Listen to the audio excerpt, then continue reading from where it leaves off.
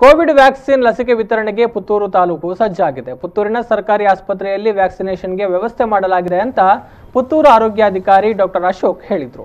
ಪುತ್ತೂರಿನಲ್ಲಿ ಮಾಧ್ಯಮಗಳಿಗೆ ಈ ಬಗ್ಗೆ ಮಾಹಿತಿ ನೀಡಿದ ಅವರು, ಮೊದಲ ದಿನ 100 ಜನರಿಗೆ ಲಸಿಕೆ ನೀಡಲಾಗ್ತಾ ಇದೆ.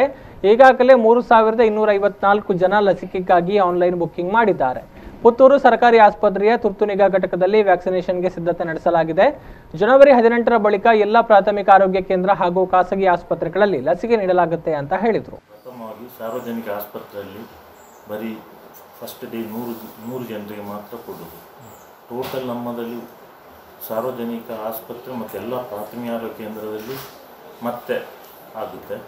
ನಮ್ಮದಲ್ಲಿ ಪುತ್ತೂರು ತಾಲೂಕಲ್ಲಿ ಗೌರ್ಮೆಂಟಲ್ಲಿ 1290 ಮತ್ತು ಪ್ರೈವೇಟಲ್ಲಿ 1964, ಒಟ್ಟಿಗೆ 3254.